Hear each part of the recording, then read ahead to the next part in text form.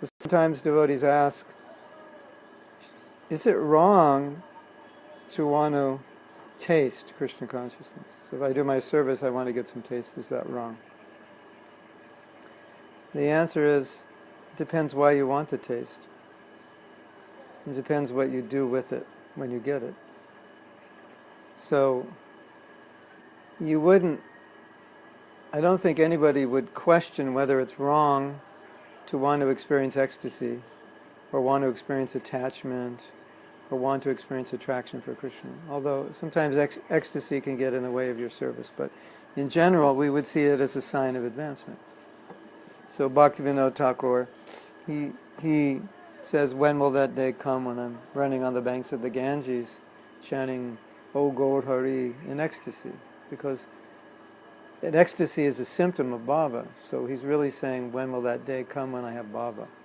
So by saying I want ecstasy, you're really saying, I want bhava, right?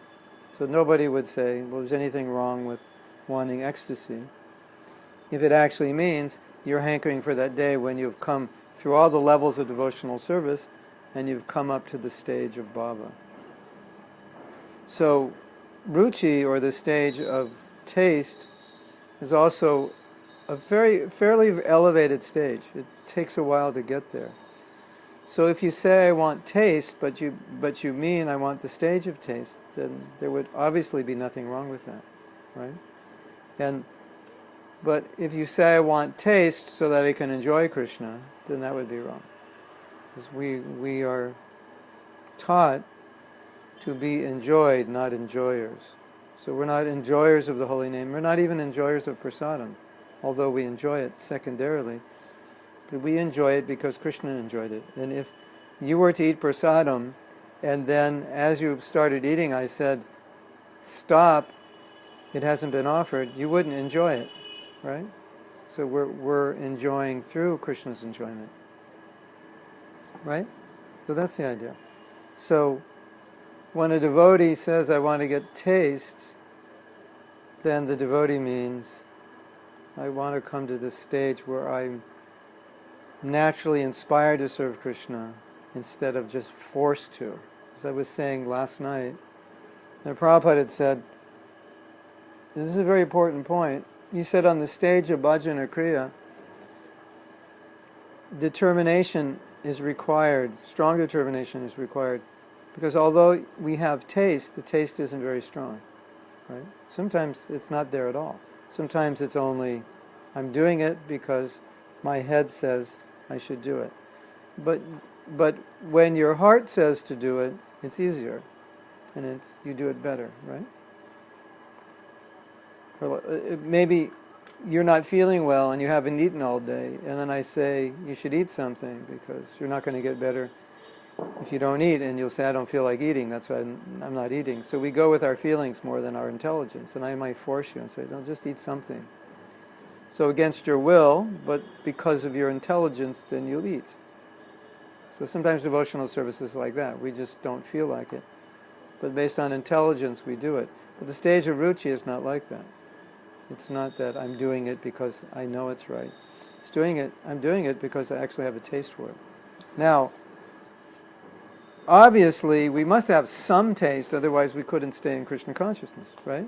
So we all have some taste.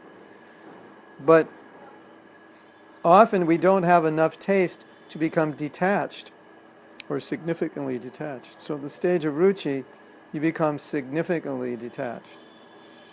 And you would rather chant than watch a movie. You'd rather read the Bhagavatam than do some frivolous activity.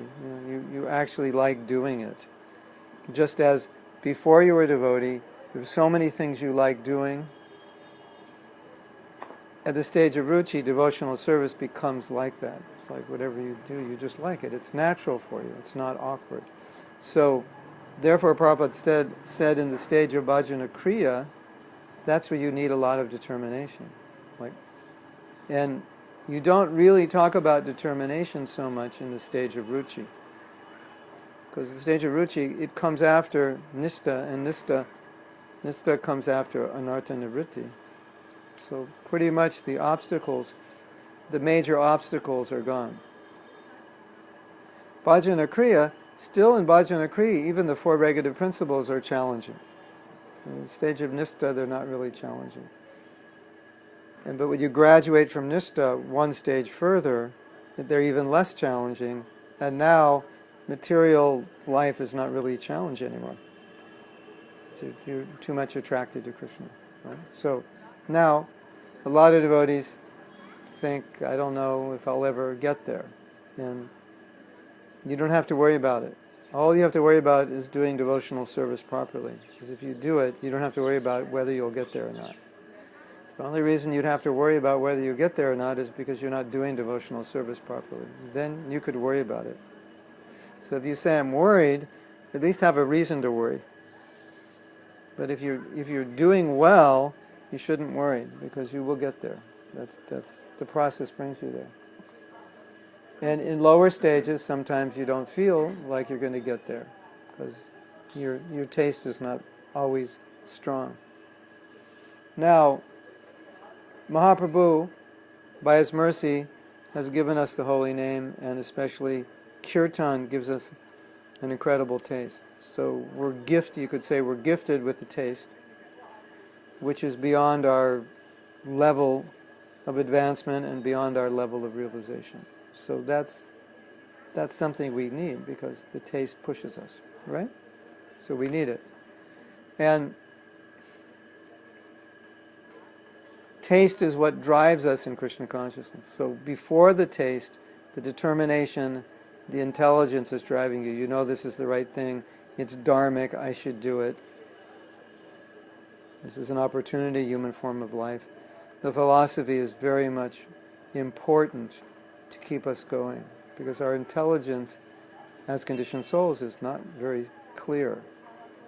And so when you don't have taste, you're relying very heavily on intelligence. You're relying very heavily on dharma. I don't feel like doing something. If you don't feel like it, what's going to get you to do it? What's going to overcome that feeling that I don't want to do it, or the feeling that I want to do something else? A lot of knowledge and a lot of determination, and they go together, because knowledge will give you determination. I'll do this because it's right. In the long run, it will be beneficial. So we rely heavily on hearing philosophy, patience, tolerance, determination, these things, at this stage of Krishna consciousness. We rely very heavily on it. And every devotee knows, who's not yet on the stage of ruchi, how powerful hearing is, and how when they regularly hear, they become inspired. And we use this word inspired, or I need to become inspired. We're in the stage of ruchi, you're naturally inspired by Krishna, his name, his form, his pastimes, the sangha, the deities, the service. They're all naturally inspiring you.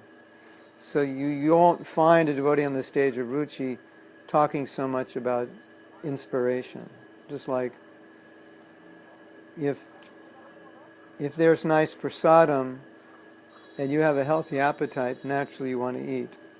So you won't talk so much about being inspired to eat. Prasadam's good, your appetite is good. It's naturally there. But if your appetite isn't good, you might say, well, I need good prasadam to inspire me to eat because I don't feel like eating.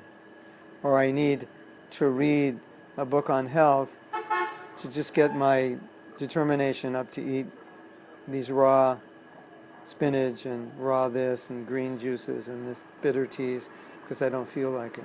Right? So that's very important. And you'll find that if you do that, when your intelligence becomes purified and clear, it will overcome the feeling. Because that's basically what we're dealing with. We're dealing with either we're going to act on our intelligence or act on our feelings. And primarily, it goes, when we think of something, we feel it before we think of it. So if we first tend to react with feeling. And then it's got to get beyond feeling into intelligence, so we can make sure that the feeling is aligned with intelligence. And if it isn't, then the intelligence can direct. And then when the intelligence directs, you may act even if you don't feel like it. I'm going to do this even though I don't want to because it's the right thing. And that's a higher way of acting, right? No. We don't always have the option. You know, or a good option is to come to a point where whatever you're feeling is Krishna conscious. So that's more the stage of ruchi.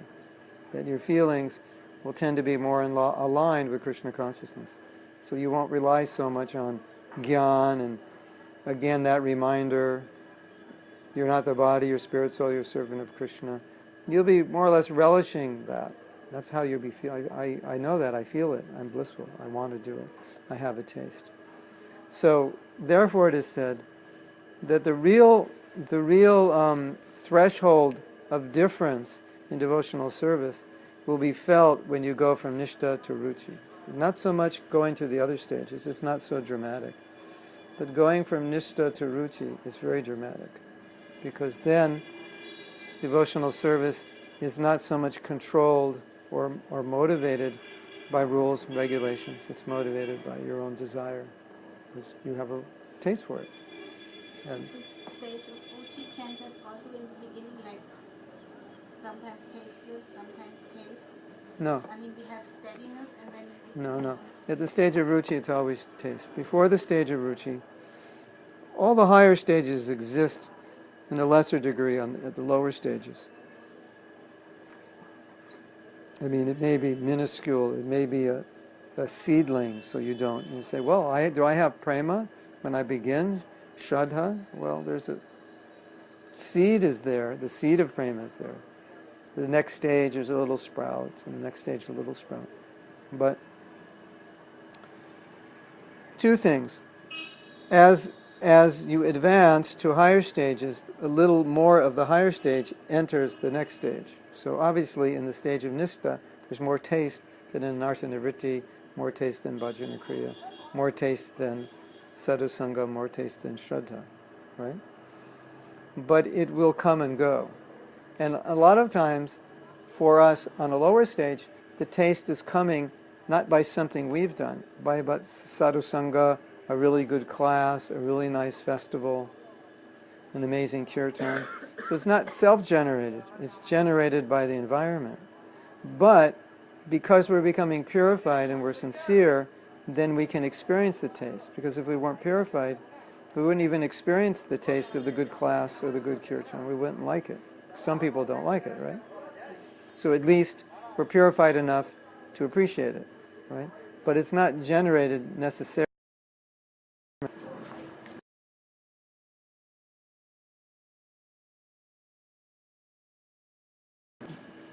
Yeah, we can put the chair there.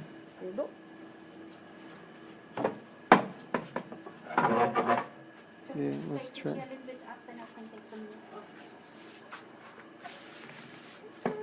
Hey, we're back. We're trying to get better. We lost you. We're trying to get better reception. So we had to move closer to the router. Yeah. So,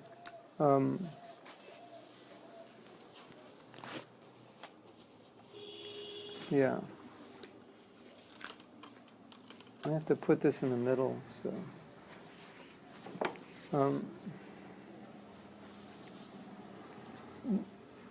we advance in Krishna consciousness by mercy. So a lot of the taste we're getting is mercy of Prabhupada, mercy of Mahaprabhu, mercy of Nityananda, mercy of the devotees, mercy of our spiritual master. So we're getting some taste. And it's a gift. You get a lot of taste from service, you get a lot of taste from book distribution, from kirtan, you get a lot of taste from preaching.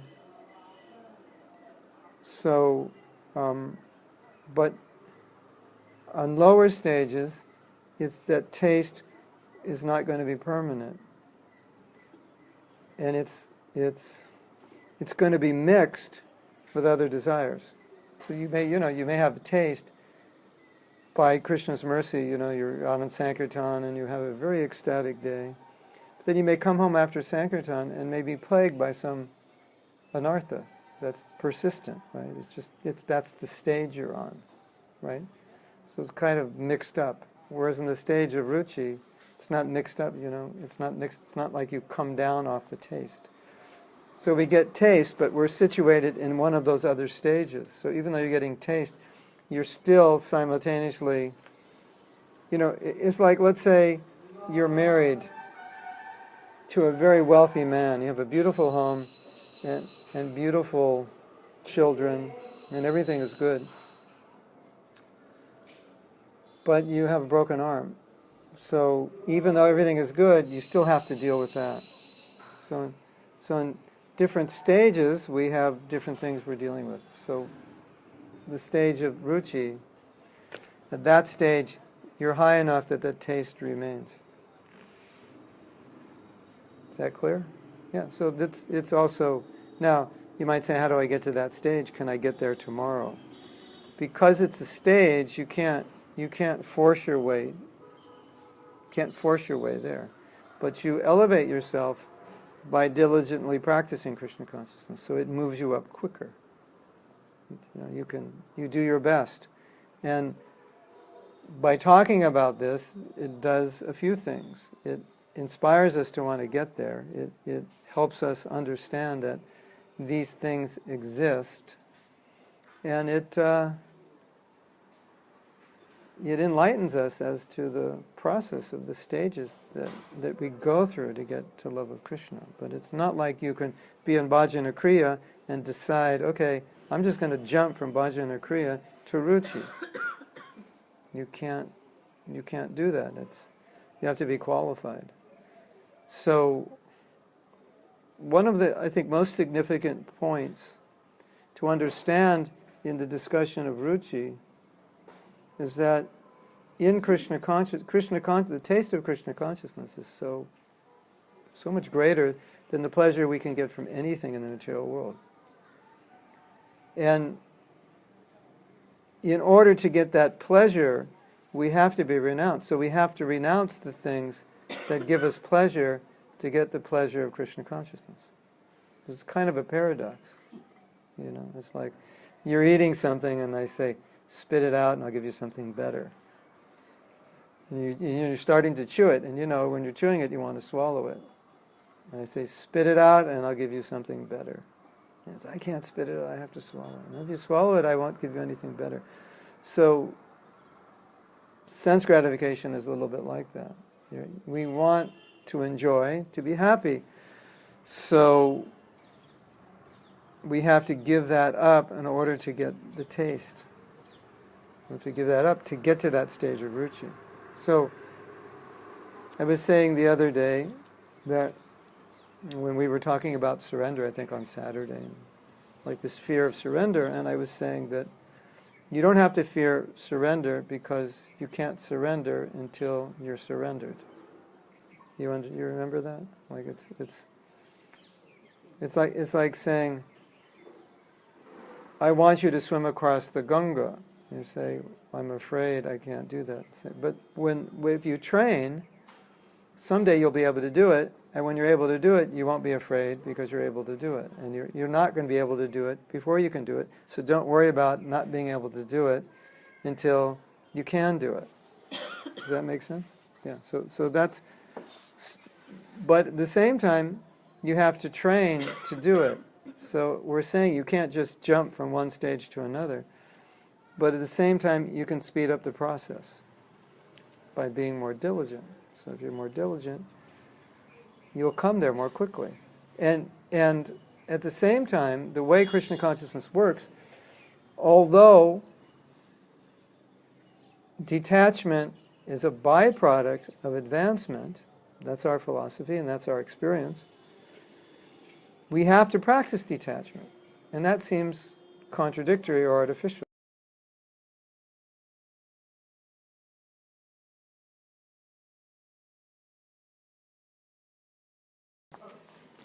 Okay, we're moving inside because now we're next to the router.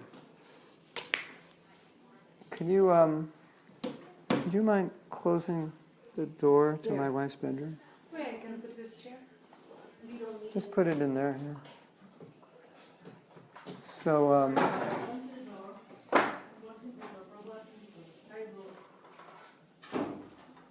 now this should work. this doesn't work, we're in trouble. You can sit on the, if you want to sit on the sofa. So, yeah. I wasn't even recording any of that. Oh my God. Trouble in paradise. So,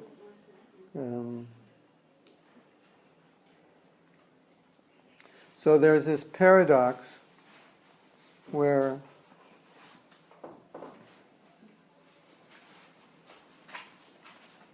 Vairagyam, Bhagavatam says, Vairagyam, Vairagya and Jnana, knowledge and detachment are byproduct.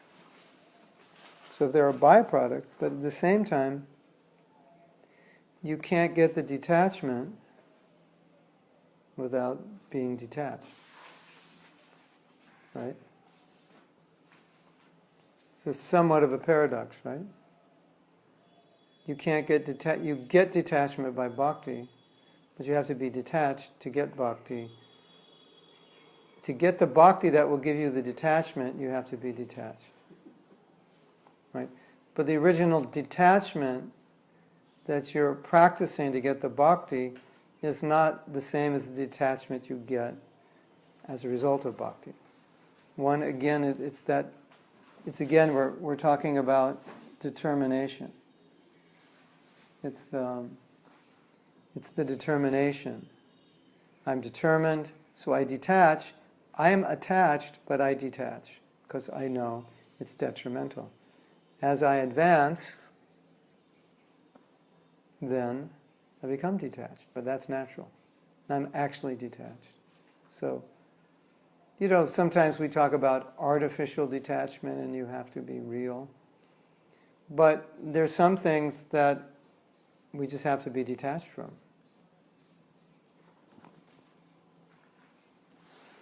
Because you can't be attached to certain things. And so some people can be more detached than others, but there's a certain level of detachment we have to practice Krishna consciousness. Right? Does that make sense? Yes? Can you open that up, that curtain? Maybe it'll look better. Get more light in here. More light means better video quality. Yeah. So,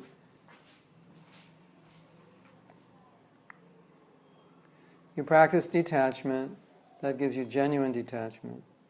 Genuine detachment, when that comes, then achieving the stage of ruchi becomes natural.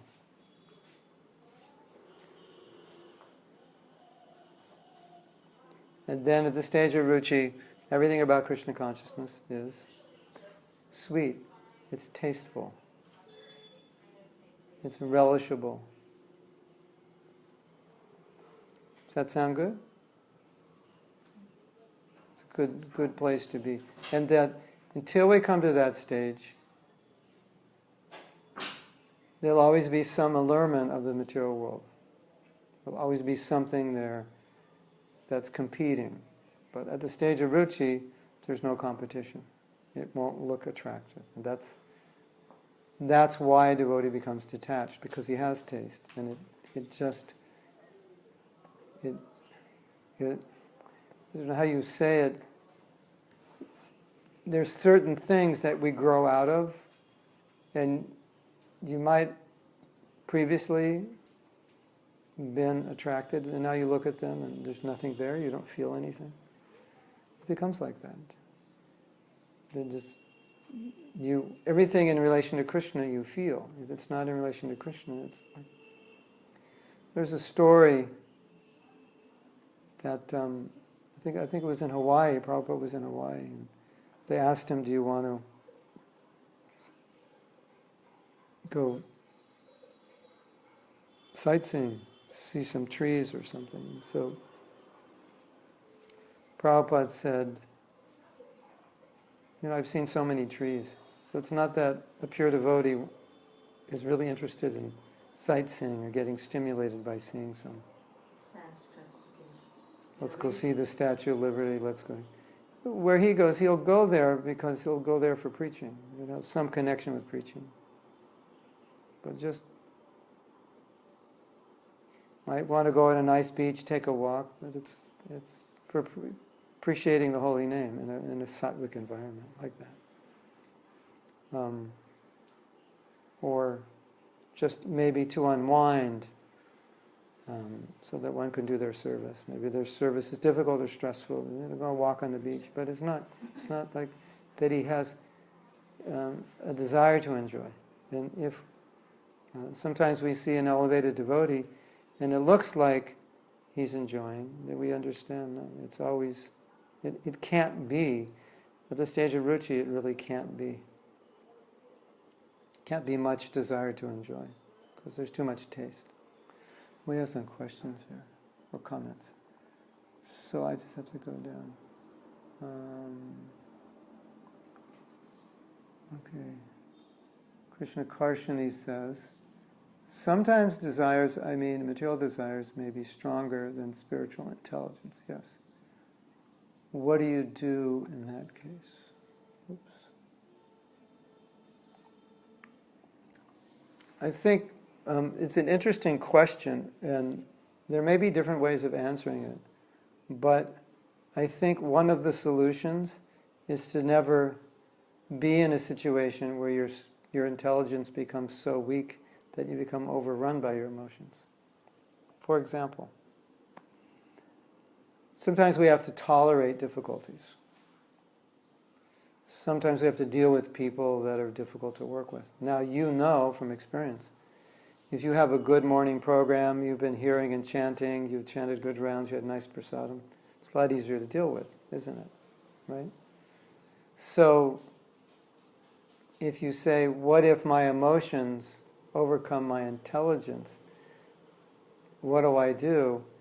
The answer is, you didn't do what you should have done so that wouldn't have happened.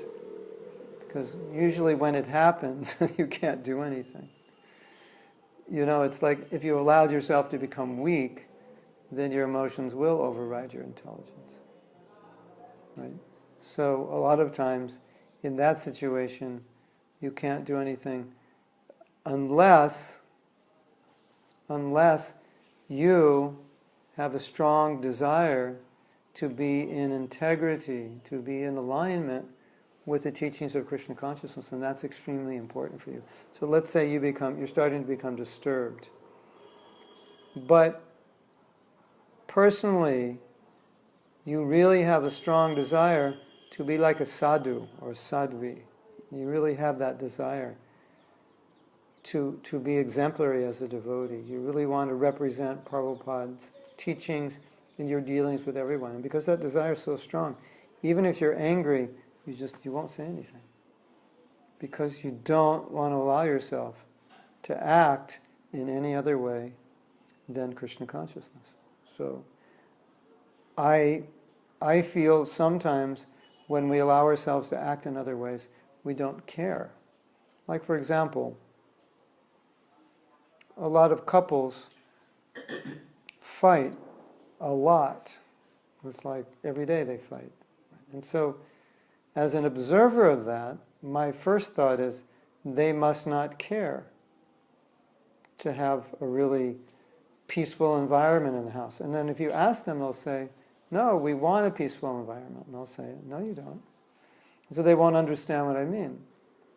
What I mean is, I know you want everything to be peaceful, but you don't want it enough to be peaceful. I know you want it to be peaceful, but you don't want it enough to figure out how to stop fighting and just talk. You don't want it enough to figure out how to stop complaining and blaming and criticizing. Right? So, when you want it that way, then when you feel a little upset or you're about to say the wrong thing, you'll stop yourself. Because you don't want to create that environment. You don't want to live that lifestyle. So, if we're allowing our emotions to overcome us, in many cases, it's because it doesn't bother us. I'll yell at you, and you'll go, and you're upset, and I'll go about my day. I won't even think that was bad or anything wrong really happened, and I'm fine. You're downstairs really upset, and I'm doing my work up here. It doesn't bother me. So at that point in my life, when I start feeling bothered by that, I think, oh, I shouldn't have done that. She's upset. That's not good. That's when I stop doing it. So in answer to your question, in many, many cases, when you're at that point where you're ready to explode, there's not much you can do. It's not like your intelligence just automatically kicks in, when you feel like somebody just cheated you and you're going to let them know how you feel. But if your mood is that I'm a devotee and I want to practice acting properly, maybe somebody does something that's not straightforward, but I'll deal with it in a peaceful way. I won't be yelling. I won't create havoc for the universe because I was cheated. Because I don't want to act that way. So I think that's really, really the key to controlling emotions. You have to have a desire, and then from the desire come strategies. How will I deal with this? And usually when you want to achieve something, you get strength to deal with it. It's not that, and also sometimes when you want to deal with it, then you just won't get frustrated by the same thing because you realize that it's not worth being frustrated by it. It's not that important. It's not worth going into such a negative state over something so insignificant. And many of us do that. We get very upset about insignificant things, isn't it? Have you noticed that? You get upset about insignificant things. Then you're getting really upset, and then in that upset you forget Krishna. And you traded in Krishna for something stupid. You traded in your thinking of Krishna for something stupid. It doesn't make sense, does it?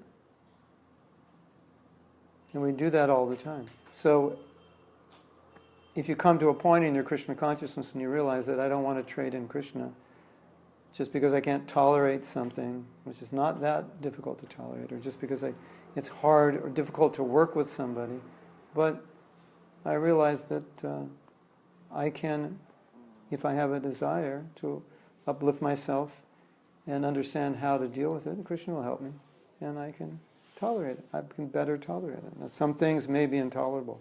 I'm not saying there aren't things that will be detrimental to our devotional service, but many, many things we can tolerate that we don't think we can. So,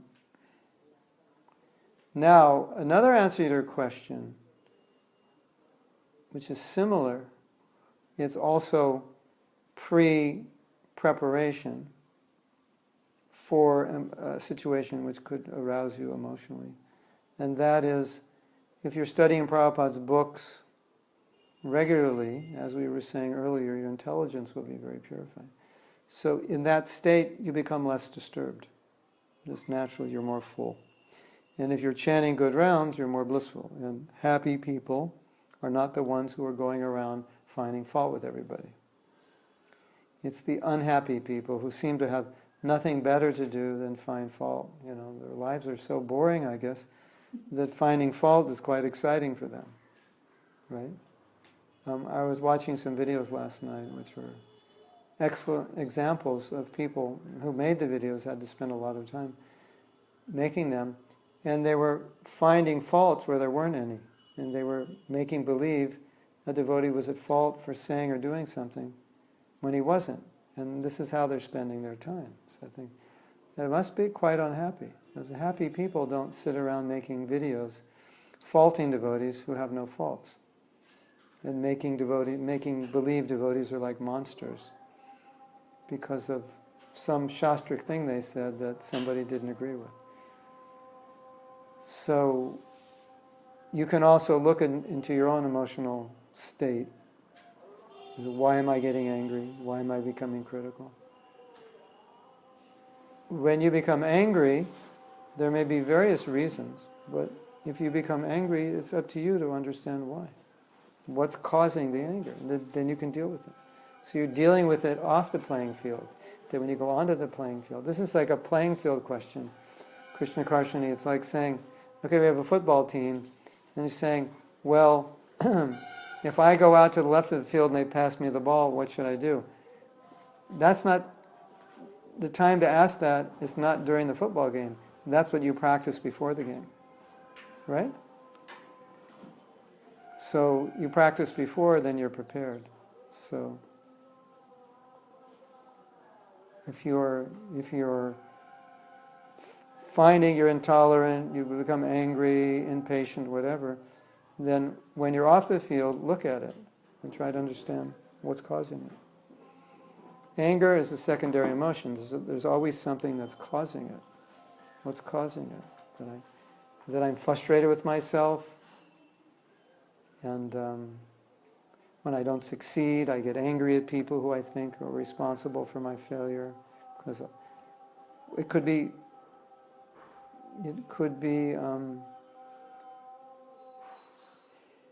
an abnormal need for other people to be the way I want them to be, rather than me wanting to accept them. Maybe a defect that I can't be accepting of these people. There'd be so many reasons.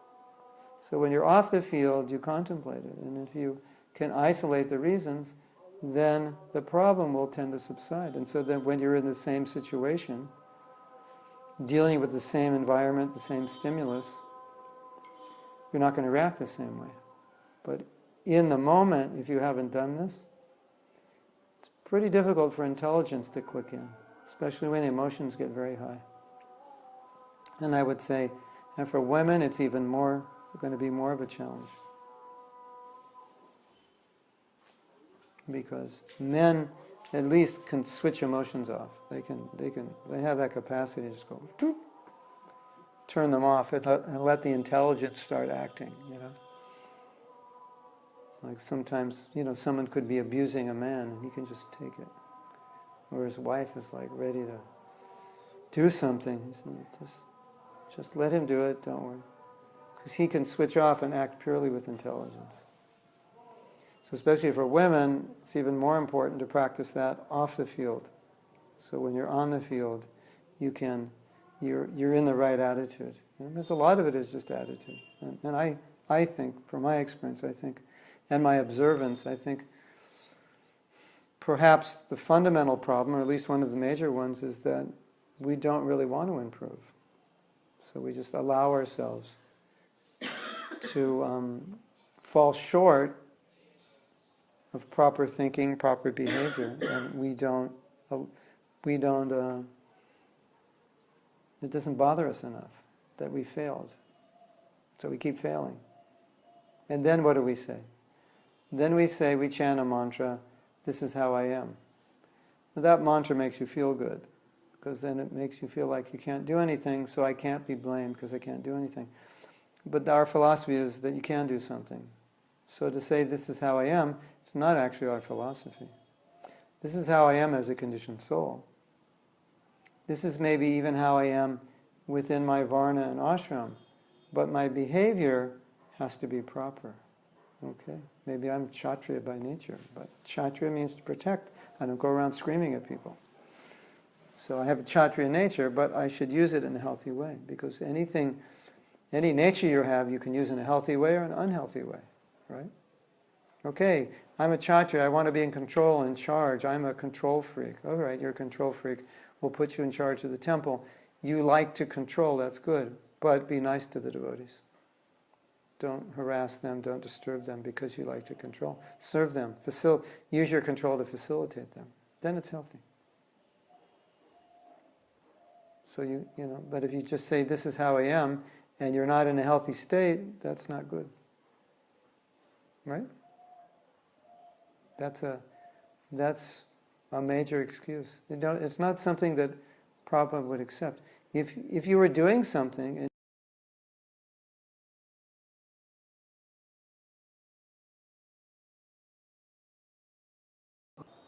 it's back on again. Okay, there's some more questions.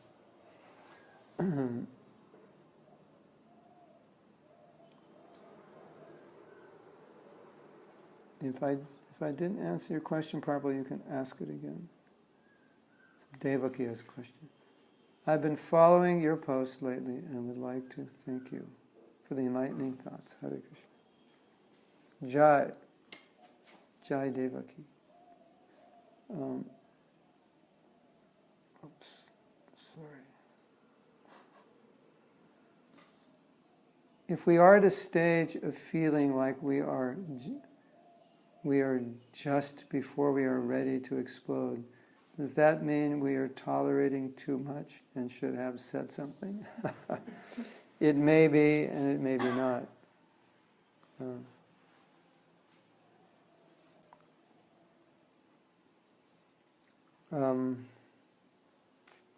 I've talked about this a lot, that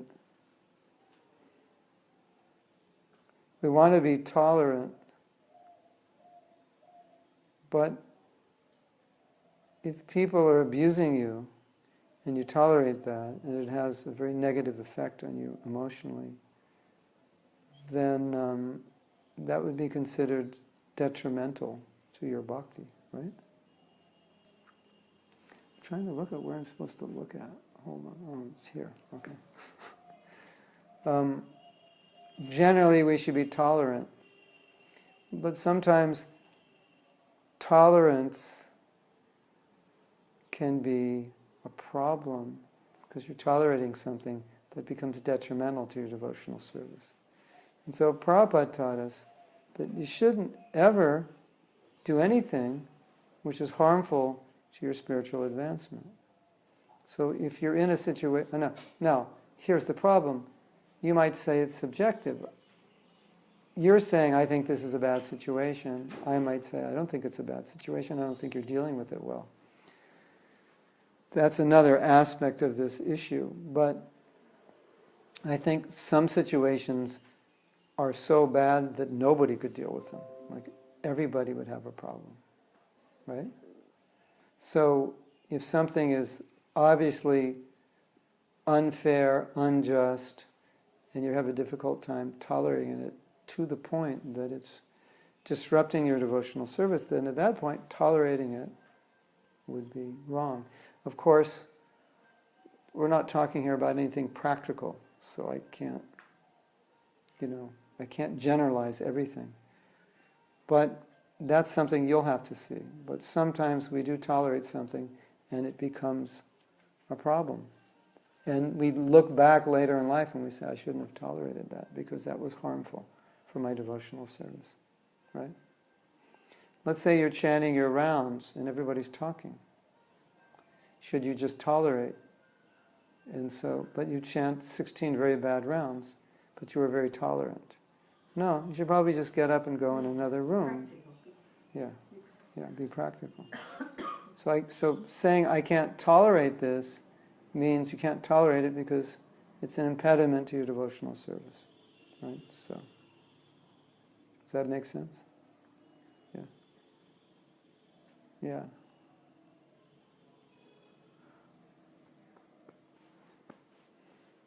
Does that make sense? Yeah.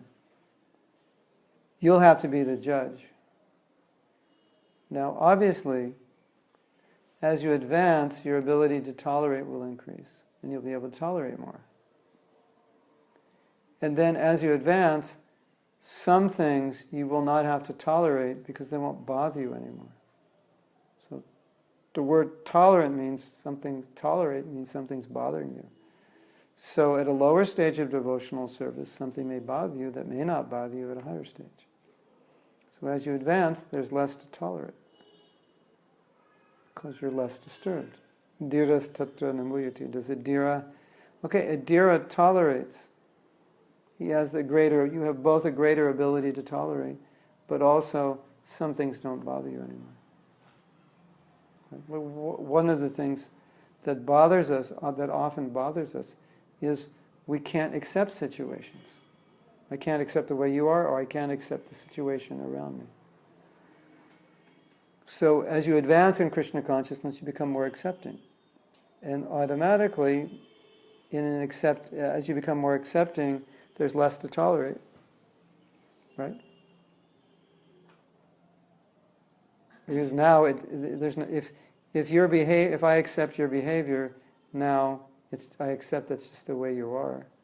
Then why do I have to tolerate it? There's nothing to tolerate. It's just the way it is. It's like Donald Trump was voted the president.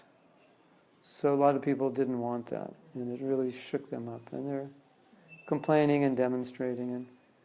But as time goes by, they'll be more accepting. Unless he, starts World War III or something, they'll be more accepting. As they become more accepting, they don't have to tolerate him. They'll just be okay. Right? So sometimes intolerance is a lack of acceptance.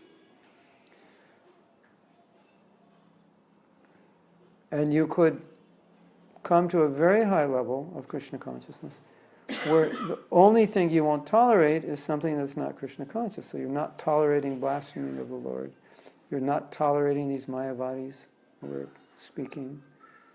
You're not tolerating other devotees being mistreated, things like that. That's your level of intolerance.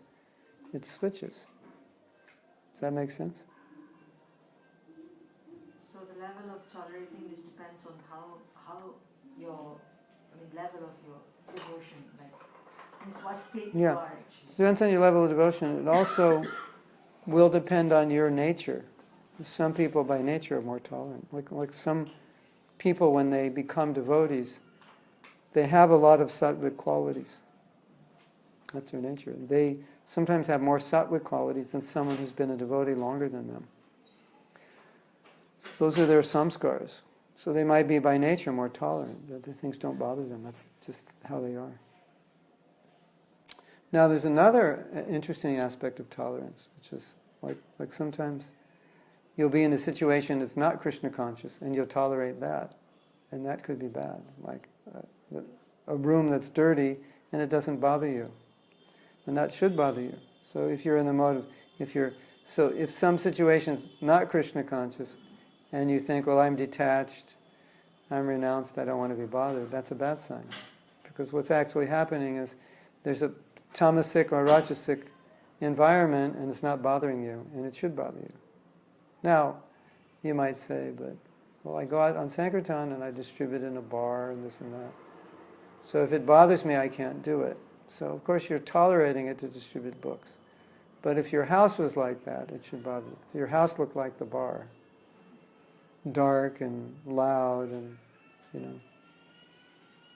you hear, I always think if you hear some music in the mode of ignorance and it doesn't bother you, that's not a good sign. If you really like it and it's very tamasic, so what does that say? So as you elevate yourself in the modes of nature, you'll be more attracted to things which are sattvic and more intolerant of things which are not sattvic. So it's okay when we react to certain things which is very Well, detrimental okay. to our devotional life. Okay. You said that with too much emotion, so I have to balance it. Let's say somebody next door is playing some, rap, yeah, and you don't like it, right? So that's what I mean. Okay, if you were like, hey, this is cool, and you're out on the balcony, yeah, singing, think, well, maybe, you should be attracted more to some sattvic kirtan. Oh, okay. But you're a devotee, you're sattvic, you're pure, so it's disturbing you. You can feel it disrupting your lower chakras, right? Now, you're intolerant of it in the sense of, this is not the kind of music that I want to hear if I have a choice. And if I don't have a choice, somebody's playing, I don't want to hear this. So that you're intolerant in that way. But you don't go to his house with a gun and say, if you don't turn that off, I'll turn it off and you'll never turn it back on again. So you're intolerant and tolerant at the same time. You're intolerant, it makes you feel bad. But how you deal with it in a sattvic way. Because you're a sattvic, you can deal with it. So you're intolerant, but you're tolerant of your intolerance. What about situations in temples? Let's say, for example, okay, the temple is dirty, it's not tidy, this and that. How we actually react to that, do we, let's say we are outsiders and we went there, it's dirty, so how we do react? Peacefully, okay, let's say. peacefully present the problem to the authorities and say, what can we do? Or just clean it up yourself. Yeah, we clean it up ourselves, and it happens that the person, the temple committee, certain people, they're not happy. And then they start to react and they want to throw you out, so. Yeah. There are different ways you can deal with it. Like? Start your own temple, where you don't allow that kind of behavior. Yeah.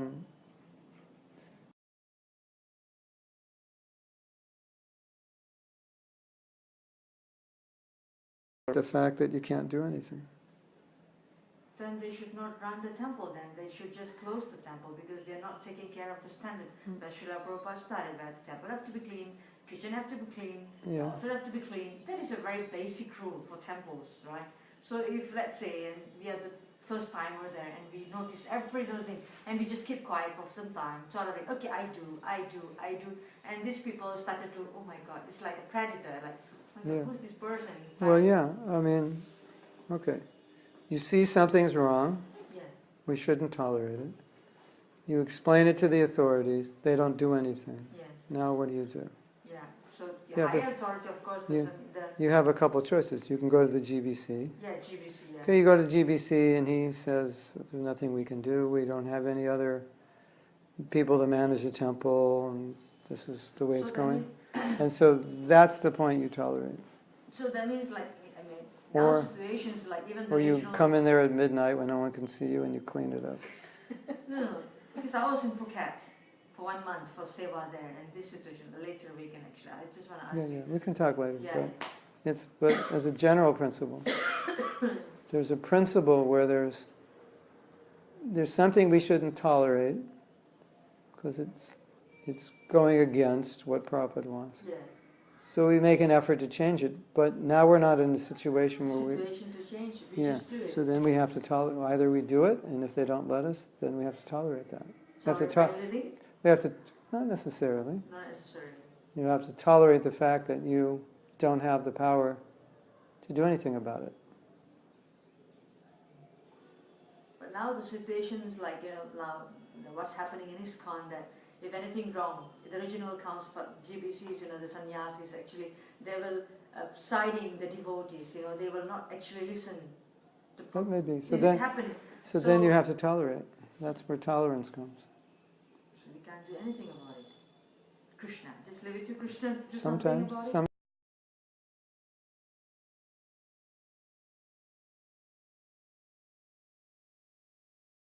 Cook something, but you can't get the ingredients for it. So you're frustrated. And so you're focusing on the fact that you can't get the ingredients, you go crazy. Rather than, well, let's cook something with the ingredients we have. That's the only choice. Or let's go out to eat. Or let's fast. Alternate, you're talking about alternate. Yeah, what can we do? You can't do this, okay, do other way. Or you think, maybe there's another devotee that can do something, has more influence. So you talk to him. And then when you can't, there's nothing else you can do, you have to tolerate and detach and focus on something positive. Yeah. Otherwise you'll be focused on something negative, and that's going to hurt you.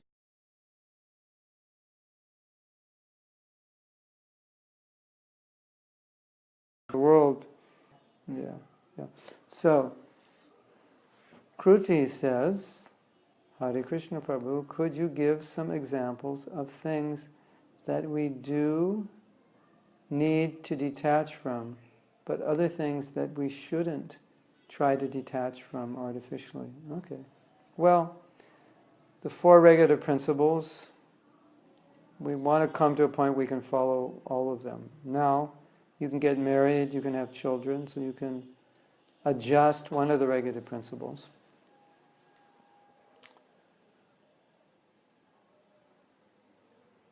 We want to chant 16 rounds as far as possible. We want to rise early. These things, these basic things, are very important. But let's say, for example, you're attached to a career, and you like your job, and you like living nicely. All right, so just don't go crazy. That's something that you have to work through. So you work through it. You have these things, and as you get older, you burn them out of your system. So if you detach from something artificially, the way you know is you're always thinking about it. You're always thinking about the thing you detached from. You're thinking about it more than when you had it. So it may mean that you have to have it. Right? Or even the four regulative principles, you may not everybody's ready right away to follow them. So, wow, here we go. Not everybody's ready to follow them right away. So you have to see. But generally, if you try to detach from something that you're not ready to detach from, then you become more attached to it by detaching. You detach, and then as a result of detachment, you think about it all the time, right? So what's the idea? Well, let me engage that so I don't think about it, right? I love to do music. I love to write songs. During japa, all the songs are coming in my head. I can't not think about it. I love to write books. I wrote fiction books before as a devotee. I love to write books about fiction, about Krishna. I think about it all the time. So that you have to engage that. And it's not bad or wrong. Some things are harder to engage than others. Some things they don't connect well. Playing golf, I don't think it connects really well unless you can, through playing golf, meet some really important people and play golf with them and talk to them about Krishna consciousness and make friends. And okay. But just as a game or something, then I really like to. Okay, so you like to do it, all right. So you do it for exercise, but you moderate it so it's not an obsessive thing, or you end up becoming a professional golfer for the fun of competition. And of course, you can make a living doing that, but you understand the principle? Does that make sense? Something is there in your life all the time, you're trying to detach from it, but it's always there, then you have to engage it, use it. Because the problem is you'll think about it more, and that's when you know. The point is think about it less. Right? Okay. As far as going to Melbourne, only Hana knows if I'm going to make it to Melbourne. So, Eric is going to ask Hana. Eric Murray is going to ask Hana Bowers, am I going to make it to Melbourne? What about classic music? I'm attached to classical music. I play violin, this and that. Sometimes, if you have those attachments, you can utilize that in a profession. So, you play in an orchestra and you're paid for it. Or you utilize it by playing in kirtan. There was a story, you may have heard this story. It was very early on in the movement. So devotees didn't know much about Krishna consciousness, but they had assumed that everything that's Indian is Krishna conscious. So, I don't know, there was some sitar music was playing somewhere, and the devotee was telling Prabhupada how nice the music was. And Prabhupada said, it's Maya. And the devotee said, but it's sitar, because sitar comes from India, so that means anything Indian is Krishna conscious. This it was used by Mother Saraswati, Veena. Yeah, it could be so many reasons, but it's just music, and the person playing the music is playing it for his enjoyment, and the people who are listening to the music are listening for their enjoyment. So Prabhupada said, it's sense gratification music. What did Prabhupada mean by sense gratification music? That's what he meant. It's played for the gratification of the player and the audience. It's not played for the glorification of Krishna. So he said sense gratification music. And then he said, then the devotee said, but it's Prabhupada said it's Maya. Maya means not Krishna. Right? So, nice music, everything's performed well, but it's Maya because it's not for Krishna. And the devotee said, but it's nice music. And Prabhupada said, yes, it's nice Maya. So, it's nicer than rap. It's got a higher vibration. But the point is, it's not done for Krishna. Right? So that means it's permissible, like nowadays, devotees using all this guitar, electric guitar, all kind of rap kind of things and instruments. If it's attractive to people, that's the reason to use it. Number one reason is to attract people. Number two reason is that you just like to play. Yeah. And rather than play Led Zeppelin, you play Hare Krishna. So it's okay to use any type of instruments to propagate Depends. Krishna It depends where you're using it, who's using it, how it's being the used. basic of Osmritanga Kartal, that's the basic thing Chaitanya Mahaprabhu and Prabhupada always used this Yeah, harmonium. generally, yeah. So is it okay to use Sometimes. electric guitar, the hard rock, metal kind of musics to? It depends. It depends. It's still okay or depends? Depends on who you're going to attract. Oh, you mean the group? Like you want to attract rockers, so use this kind of guitar things. You can to attract look at if you can. If you can get 1,000 people chanting Hare Krishna, and that's the only way you can do it. So it's okay. If you can do it, it's the It's if. okay. The if. The results, it's not okay just because you want to do it, but it's okay if you can produce results, and that's the only way you can produce them. Oh, but basic, of course, this kartal. Okay, I've done kirtan with kartal and mridanga, and nobody stopped. And then we brought out drums and keyboards, and we had 100 people. So what's better? That's One what. crowd. Yeah, we drew a crowd, and we got everybody to dance. With the mridanga and kartals, they walked by. They didn't notice us. So it doesn't matter to use any type of It instruments? depends. It depends on the situation.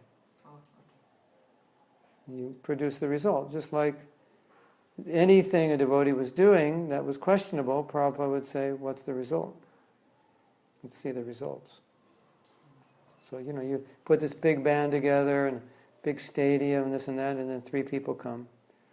And you go out in Harinam, downtown, and there's 500 people watching you, so obviously you don't need the big band.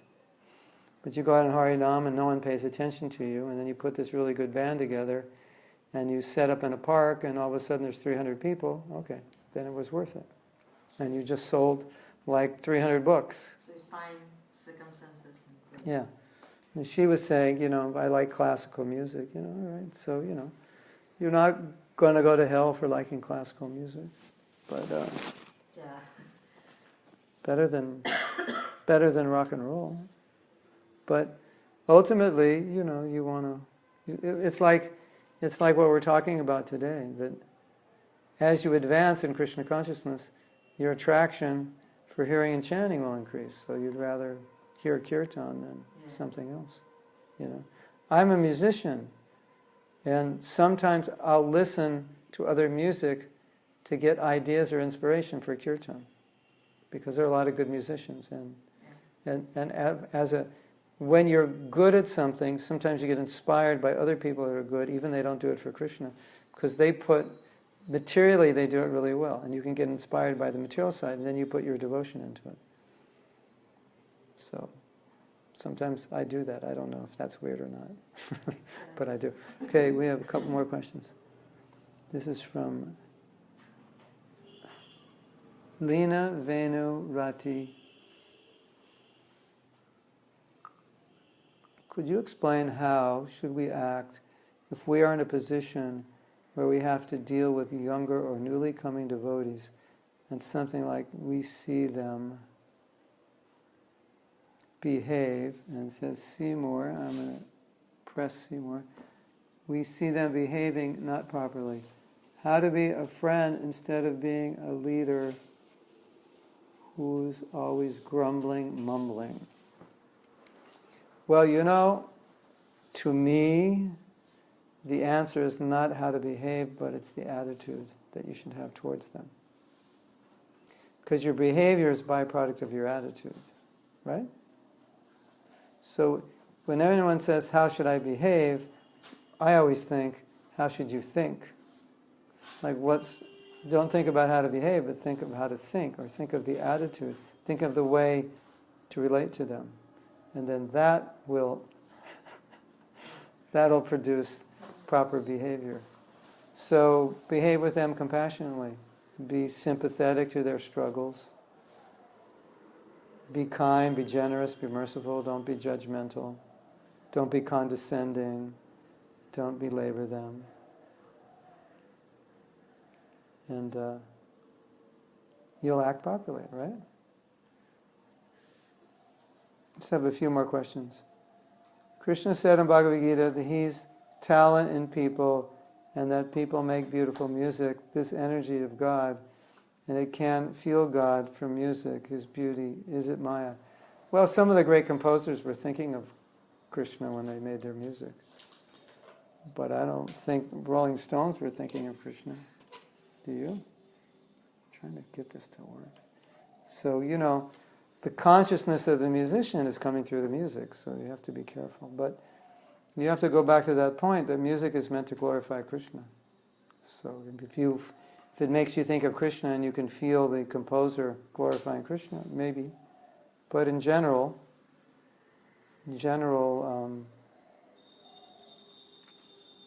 they're really glorifying themselves, isn't it? Okay, one last question, and then we'll end. I just got congratulated by Facebook. This is your most commented on live video yet. Wow. This time of day, there's more people hanging around. Yes, time for very. They're all over the place. How to increase willpower? We may want to do the right thing in devotional service, but we feel we can't. As you have said, we may not want it. Well, how to want it more? I think one of the things to realize is that if you want to achieve something and you don't have the willpower, then a lot of times you become artificially dependent on others to push you, and others can't always push you, and that's a kind of a weakness. It's a dependency. Willpower comes from the mode of goodness, and you lose willpower when you get to ignorance, and in passion your willpower is for the wrong reason. It's just about you. So you're only motivated when you get something. And in ignorance you're not motivated. In goodness you're motivated because it's the right thing. So, I again think willpower comes from reading Prabhupada's books. And then, your intelligence is so purified that that's what makes you do the right thing. So as long as your intelligence is purified, you can do the right thing. As long as your emotions don't overcome. My wife's kicking us out. Sorry, everyone. You want to see her? You can all go boo, boo. She ran away. She ran away. Anyway, we went over. My daughter's having a music lesson, so we're going to stop here. Srila Prabhupada ki jai. We'll see you next Saturday night, 6 o'clock Indian time. Hare Krishna.